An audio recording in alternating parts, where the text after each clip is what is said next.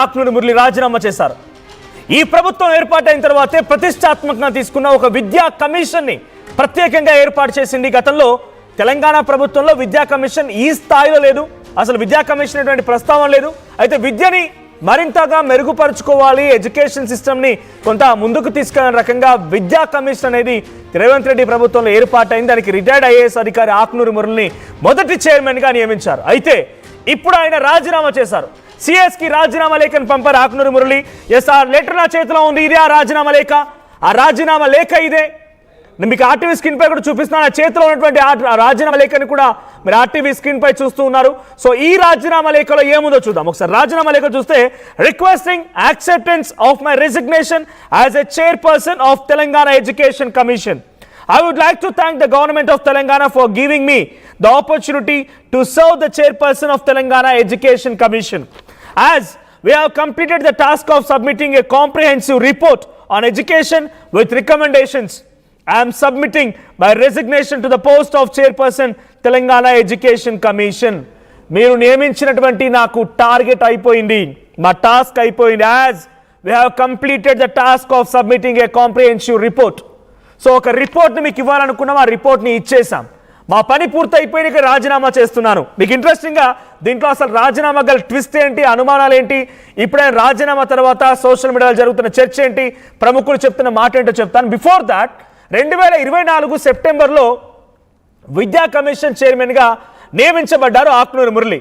అయితే అప్పుడు నాకు అప్పగించే పరిధిని పూర్తిగా చేసినందుకే ఇక రాజీనామా చేస్తున్నా అని చెప్పు ఇప్పుడు ఒక లేఖని, రాజీనామా లేఖని సిఎస్కి అందజేశారు. విద్యా వ్యవస్థపై సిఫార్సులతో కూడిన సమగ్ర నివేదికని ప్రభుత్వానికి సమర్పించాను. ఇక ఈ అవకాశం కల్పించిన తెలంగాణ రాష్ట్ర ప్రభుత్వానికి ధన్యవాదాలు.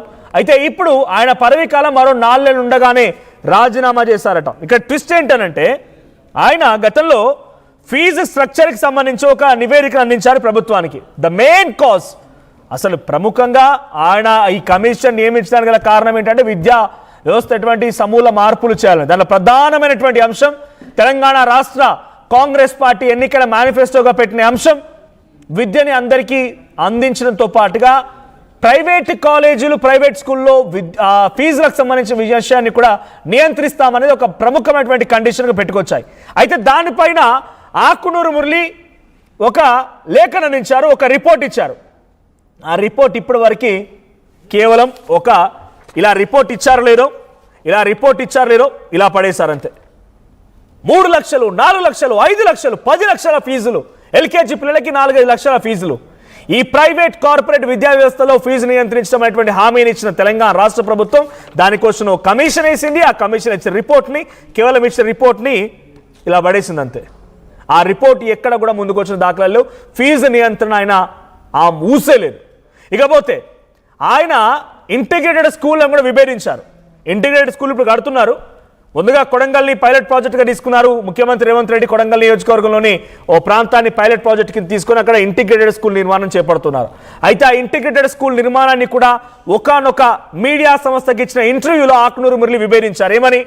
ఆ ఇంటిగ్రేటెడ్ స్కూళ్ల కోసం కొన్ని 100 కోట్ల రూపాయలు వెచ్చించి కట్టాల్సిన అవసరం లేదు, ఇప్పుడున్నటువంటి వాటిని మెరుగుపరిస్తే సరిపోద్ది. ప్రభుత్వ పాఠశాల భవనాలు మెరుగుపరచండి, బెంచీలు వేయండి, ఫ్యాన్లు పెట్టండి, ఇన్ఫ్రాస్ట్రక్చర్ డెవలప్ చేయండి, కరెక్ట్ తిండి పెట్టండి, బీసీ గురుకులాలకి పర్మనెంట్ బిల్డింగ్స్ కట్టించండి, ఎస్సీకి సంబంధించినటువంటి ఎస్సీ వెల్ఫేర్ హాస్టల్ మెరుగుపరచండి. ఆ రకంగా మెరుగుపరిస్తే బాగుంటుంది. ఈ ఇంటిగ్రేటెడ్ స్కూళ్ళు 100 కోట్లు వెచ్చించే స్కూళ్ళు వద్దు అని చెప్పి ఒక ఇంటర్వ్యూలో విభేదించారు ఆయన.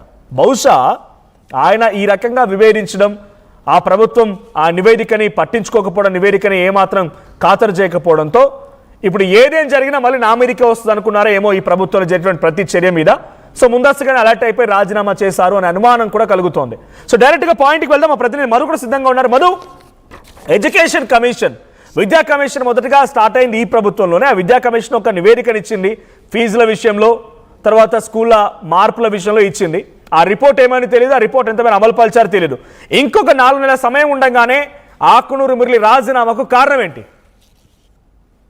కొంతకాలంగా చర్చ కొనసాగుతుంది. ప్రభుత్వానికి నివేదిక రూపంలో సుదీర్ఘమైనటువంటి రిపోర్ట్ అందించారు. ఆ నివేదికలో 434 అంశాలను ఆకునూరి మురళి అండ్ టీమ్ ఎవరైతే దీనిపైన వర్కౌట్ చేశారో ఒక కూలంకషంగా ఒక నివేదిక తయారు చేసి ముఖ్యమంత్రి రేవంత్ రెడ్డికి అప్పచెప్పారు. ప్రభుత్వం ఒక బాధ్యత అప్పచెప్పింది మాకు, దానికోసం రీసెర్చ్ చేశాము అనేటువంటి స్టేట్మెంట్ చేశారు. అమెరికా కానీ, వియత్నాం కానీ, మలేషియా ఇలా అనేక దేశాలు పర్యటించి అక్కడ ఉన్నటువంటి విద్యా విధానాన్ని పూర్తి స్థాయిలో అవగాహన చేసుకొని దానికి సంబంధించిన కీలకమైనటువంటి అంశాలను ఇంప్లిమెంట్ చేసడానికి, అంటే జనరల్ స్టార్టింగ్ బేసిక్ విద్య నుంచి మొదలు పెడితే హైయర్ ఎడ్యుకేషన్ వరకు, ఉన్నత విద్య వరకు కూడా ఒకే విద్యా విధానాన్ని రాష్ట్రంలో ప్రవేశపెట్టాలి అనేటువంటి, దాంతోపాటు ఫీజుల నియంత్రణ, దాంతోపాటు అనేక మార్పులు చేర్పులు 434 అంశాలతో ఒక నివేదిక అందించింది. ఈ నివేదిక తీసుకుంది ప్రభుత్వము. తీసుకున్న తర్వాత తీవ్రమైనటువంటి విమర్శలు కూడా వచ్చాయి దీనికి సంబంధించి.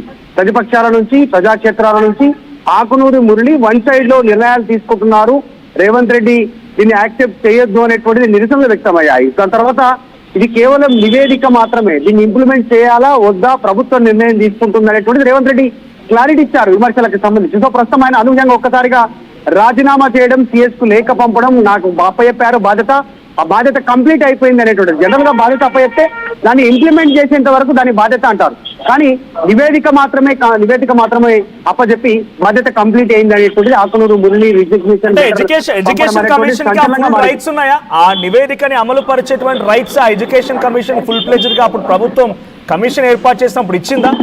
అంటే అమలు చేయాల్సిన బాధ్యత ప్రభుత్వం దగ్గర ఉంటుంది. లేదు, నిజంగానే లేదు. అమలు చేయాలా లేదా ప్రభుత్వం, ఎందుకంటే విద్యాశాఖ మంత్రి కూడా ముఖ్యమంత్రి కాబట్టి దాన్ని అమలు చేయాలా లేదా అనేటువంటిది ప్రభుత్వం పరిశీలిస్తుంది, విద్యాశాఖ పరిశీలిస్తుంది. అది వాళ్ళు నివేదిక వరకే అనేటువంటిది. అప్పటి నుంచి ఆయన కాస్త నొచ్చుకున్నట్టుగా కనిపిస్తోంది ప్రభుత్వ తీరు పైన. దాదాపు సుదీర్ఘంగా దీనిపైన నివేదిక కోసం ఆయన విదేశీ పర్యటనలు, అనేక ప్రజాక్షేత్రంలో ప్రజల అభిప్రాయాలు, అనేక మంది ఉన్నత వ్యక్తులు, ఉన్నతంగా చదువుకున్న వారి అభిప్రాయాలు, తల్లిదండ్రుల అభిప్రాయాలు అన్ని తీసుకున్న తర్వాతనే 434 434 సంబంధించినటువంటి సిఫారసు ప్రభుత్వానికి పంపించింది.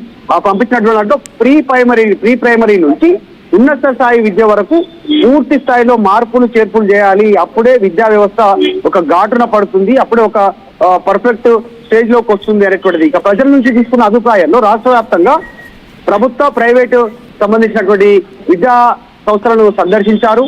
అక్కడ ఉన్నటువంటి ఫెసిలిటీస్, చెప్పే విధానము, రిక్రూట్మెంట్ విధానం కావచ్చు, స్టూడెంట్స్ ని, తల్లిదండ్రుల్ని డబ్బుల రూపంలో పీల్చి తిప్పి చేస్తున్నటువంటి విధానాలను కూడా ఆయన తప్పుపడుతూ రాశారు. అంటే ప్రభుత్వం సంబంధించిన విద్యా వ్యవస్థలో క్వాలిటీ పెంచుతూ, ఫెసిలిటీస్ పెంచుతూ ప్రభుత్వం ముందుకు పోవాలని చెబుతూనే ప్రైవేటు వ్యవస్థలో ఉన్నటువంటి దోపిడీని నియంత్రించాలంటే ఫీజుల నియంత్రణ తీసుకురావాలి అనేటువంటిది. నిజంగానే ఎల్కేజీ చదవాలంటే 1,50,000 నుంచి 3 లక్షల ఫీజు ఉన్నటువంటి సిచ్యువేషన్. ఇక మిగతా మీడియం స్కూల్లో అయితే మినిమం 50,000 తక్కువ లేదు, ఏ స్కూల్ తీసుకున్నా ఈ రోజు. ఒక్కసారి లైన్ లో ఉండండి, నేను ఆకునూరు మురళికి లైవ్ లో కాల్ చేసే ప్రయత్నం కూడా చేస్తాను. ఇట్స్ రింగింగ్, ఫోన్ రింగ్ అవుతోంది. ఆకునూరు మురళికి లైవ్ లో నేను కాల్ చేస్తున్నాను. సెప్టెంబర్లో బాధ్యతలు చేపట్టారు ఆయన, మరో 4 నెలల సమయం కూడా ఉంది. అంతలోనే రాజీనామాపై అనేక అనుమానాలు వస్తూ ఉన్నాయి. సో గతంలో కూడా కేసీఆర్ ప్రభుత్వానికి వ్యతిరేకంగా సోషల్ డెమోక్రటిక్ ఫోరం అని చెప్పి ఆయనదో ఏర్పాటు చేసుకొని ఆయన ముందుకు వెళ్తూ ఆ ప్రభుత్వానికి వ్యతిరేకంగా కూడా ఫైట్ చేశారు. విద్యా విధానంలో మార్పు తీసుకురావాలని చెప్పి ఆయన నిత్యం ఫైట్ చేస్తూనే ఉన్నారు. మాజీ ఐఏఎస్ అధికారి. సో ఆకునూరి మురళి రాజీనామా పైన ఇప్పుడు సర్వత్రా ఆసక్తి రేపుతోంది. నేను ఆకునూరి మురళికి లైవ్ లో కాల్ చేస్తున్నాను, ఆయన లిఫ్ట్ చేయట్లేదు. మళ్ళీ ఒకసారి రిపీట్ చేద్దాం. I try to connect him again.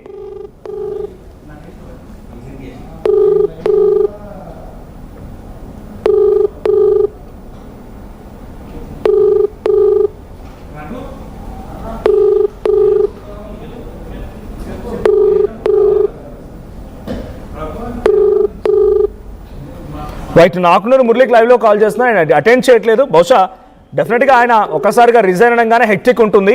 So మరి నేను సమాధానం చెప్తారా చూడాలి. బట్ యాజ్ ఆఫ్ నో నా టాస్క్ పూర్తయింది కాబట్టి నేను రిజైన్ చేస్తున్నాను అనే రకంగా ఆ రిజిగ్నేషన్ లో పేర్కొన్నారు ఆయన. సో మధు, ఇంకొక క్వశ్చన్ కూడా, అంటే ఇప్పుడు ఆల్రెడీ మరికొన్ని రోజుల్లో మేబీ June 2 నుంచి నాకు తెలిసి స్కూల్స్ ప్రారంభం కాబోతున్నాయి, మరొక అకాడమిక్ ఇయర్ స్టార్ట్ కాబోతోంది. ఈ సిచ్యువేషన్లో ఫీజుల గురించి మళ్ళీ గొడవే అవకాశం ఉంది. ఏకంగా మొన్న మధ్య చూసాను నేను, ఒక school, corporate school Hyderabad Uppal ప్రెమిసెస్లో ఒక స్కూల్ ఎదుట సుమారుగా 3-4 రోజుల పాటుగా ధర్నా జరిగింది. అక్కడ ఏకంగా 30 నుంచి 40% ఫీజులు పెంచేసుకున్నారు. అది మేము డెఫినెట్గా పే చేస్తేనే పిల్లలు అలౌ చేస్తాం, లేదా అడ్మిషన్ క్యాన్సిల్ చేసుకోమని తేల్చి చెప్తున్నాయి స్కూళ్ళు. సో ఇప్పుడు ఆ స్కూళ్ళకు సంబంధించి ఫీజుల గురించి మళ్ళీ ప్రస్తావన వస్తుంది. లేదు, ఇటు నిరుద్యోగులకు సంబంధించి ఆల్రెడీ ఇంకొక సమీప కాలంలో 4-5 monthsలో మళ్ళీ 3 సంవత్సరాల టర్మ్ కూడా పూర్తి కాబోతోంది. ఆల్మోస్ట్ నవంబర్ వరకు ఉంది అఫ్ కోర్స్ టర్మ్. సో ఆ సమయంలో నిరుద్యోగుల గురించి ప్రస్తావన వస్తుంది. ఇవన్నీ కూడా హెక్టిక్ అయిపోతాయి. ఒక ఎడ్యుకేషన్ కమిషన్ చైర్మన్గా నా మీద చాలా వ్యతిరేకత వస్తుంది. నేను ఇళ్ళకి వచ్చి ప్రభుత్వం నా మాట ఏదో వింటదనుకొని వచ్చినా కానీ వినడం లేదని చెప్పి ఆయన హెక్టిక్ నుంచి తప్పించుకున్నట్టేనా? ఆయన ఇన్ని రకాల బర్డెన్ నుంచి ఒక రకంగా ఇప్పుడు ఫ్రీ అవ్వడానికే ఈ రిజిగ్నేషన్ అనుకోవాలా? అంటే రిటైర్డ్ ఐఏఎస్ ఆకునూరు మురళి ఇచ్చినటువంటి నివేదికలో కీలక అంశాలు ఏంటంటే కొన్ని వివాదాస్పదమయ్యాయి. ఆయన చెప్పినటువంటి అంశాల్లో కొన్ని బాగానే ఉన్నప్పటికీ కొన్ని తీవ్రమైనటువంటి వ్యతిరేకత, అంటే ప్రతిపక్షాలకు ప్రస్తుతం రాజకీయంగా ఆయుధంగా మారినటువంటి సిచ్యువేషన్ ఉంది. దాన్నే విమర్శలు వచ్చాయి. ముఖ్యమంత్రి దాన్ని పట్టించుకోలేదు. అందులో భాగంగానే వాటిని ఇంప్లిమెంట్ చేయాలా లేదా ప్రభుత్వం చూసుకుంటుందంటే స్టేట్మెంట్ చేశారు. ఆయన చేసినటువంటి ఒక పాయింట్స్ నేను ఫోన్ లో చెప్పే ప్రయత్నం చేశాను. ప్రభుత్వ పాఠశాలల్లో మంచి నాణ్యత, క్వాలిటీ ఎడ్యుకేషన్ ఇవ్వాలనేటువంటిది, టీచర్లకు సంబంధించినటువంటి వాళ్ళ వర్క్ స్టైల్ పనితీరు ఎట్లా ఉందో అంచనా విధానం ప్రకారం మార్పులు చేర్పులు ఉండాలి. మంచి చేయకపోతే చేంజ్ చేయాలి, వాళ్ళని వేరే దగ్గరికి వేయాలి, మార్పులు చేర్పులు చేయాలి. నియామకాల్లో బదిలీలో కూడా ఇవే సంస్కరణలు ఉండాలి.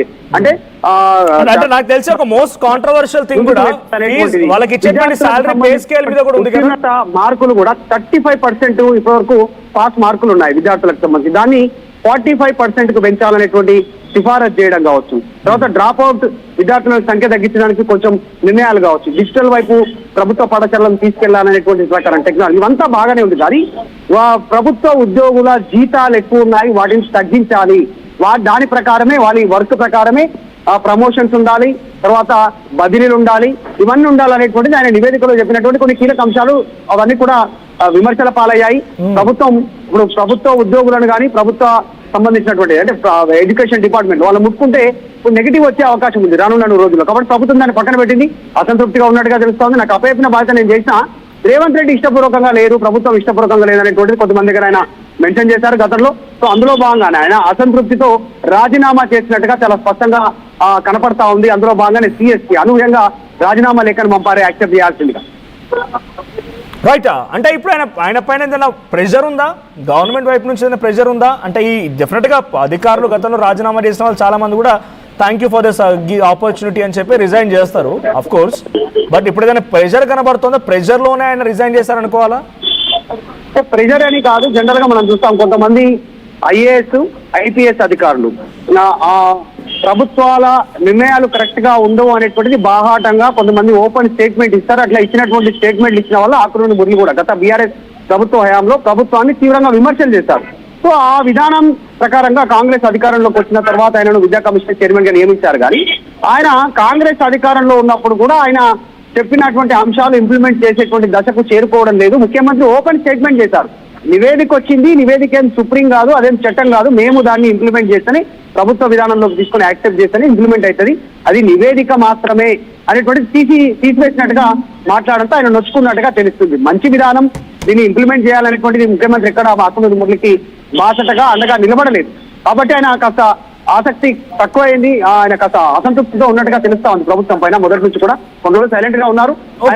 అటువైపు నుంచి ఆయన అసంతృప్తికి ఇంకో కారణం ఏదైనా ఉందా? ప్రభుత్వం నివేదిక ఇచ్చి చాలా రోజులు అవుతుంది. మీరు అంటున్నారు ఇందాక 436 అంశాలు ఉన్నాయని. ఈ అంశాల్లో ఒక్కటైనా కూడా ఇంప్లిమెంట్ చేసే ప్రయత్నం ప్రభుత్వం వైపు నుంచి కనిపించిందా? అవి ఇంప్లిమెంట్ చేయకపోవడం మూలంగానే ఆయన అసంతృప్తికి గురయ్యారనే ఒక చర్చ ఆల్రెడీ సోషల్ మీడియాలో మొదలైంది. చాలా మంది కామెంట్స్ చేస్తున్నారు. ఎగ్జాక్ట్లీ. అంటే ఒక్క విద్యా కమిషన్ చైర్మన్ గా ఆయన ఉపాధ్యాయుల జీతాలు మాత్రమే తగ్గించాలి అనేటువంటి స్టేట్మెంట్ కరెక్ట్ కాదనే విమర్శలు వచ్చాయి. ఇప్పుడు ఎమ్మెల్యేల జీతాలు ఎక్కువనే ఉన్నాయి, ముఖ్యమంత్రుల జీతాలు ఎక్కువనే ఉన్నాయి, పెన్షన్లు తీసుకుంటున్నటువంటి పరిస్థితి, చాలా దుబారా ఖర్చు పెరుగుతుంది ప్రభుత్వంలో, పబ్లిసిటీ రూపంలో కావచ్చు, వారి ప్రభుత్వ పథకాల రూపంలో కావచ్చు. పథకాలకు పెట్టే ఖర్చులో దాదాపు 25% ప్రకటనలకు ఖర్చు పెడుతున్నటువంటి విమర్శలు ఉన్నాయి. ఇట్లాంటి వాటిల్లో ప్రభుత్వం ఈ విషయంలో నిర్ణయం తీసుకోవడానికి కాస్త వెనుకడుగు వేసింది. విద్యా కమిషన్ ఇచ్చినటువంటి నివేదికలో ఉపాధ్యాయుల జీతాలు తగ్గించాలి, ప్రమోషన్లు కూడా వాళ్ళ వర్క్ ప్రియారిటీ కింద వారికి ఉన్నటువంటి ఎక్స్పీరియన్స్ ప్రకారం కాకుండా వర్క్ టాలెంట్ ఆధారంగా ఎగ్జామ్స్ పెట్టి ఎగ్జామ్స్ ద్వారా వాళ్ళకు జీతాలు పెంచాలి, ప్రమోషన్స్ ఇవ్వాలి, బదిలీలు ఉండాలి అనేటువంటి ఒక నిర్ణయం ఇందులో మెన్షన్ చేశారు. ప్రభుత్వ ఉద్యోగం అంటే సమాజంలో 1 to డిగ్రీ వరకు చెప్పేటువంటి ఉపాధ్యాయుల జీతాలే ఎక్కువయ్యాయా, మిగతా వాళ్ళ జీతాలు కరెక్ట్ గానే ఉన్నాయా అనేటువంటి విమర్శలు వచ్చాయి. కాబట్టి దాన్ని పక్కన పెట్టింది ప్రభుత్వం.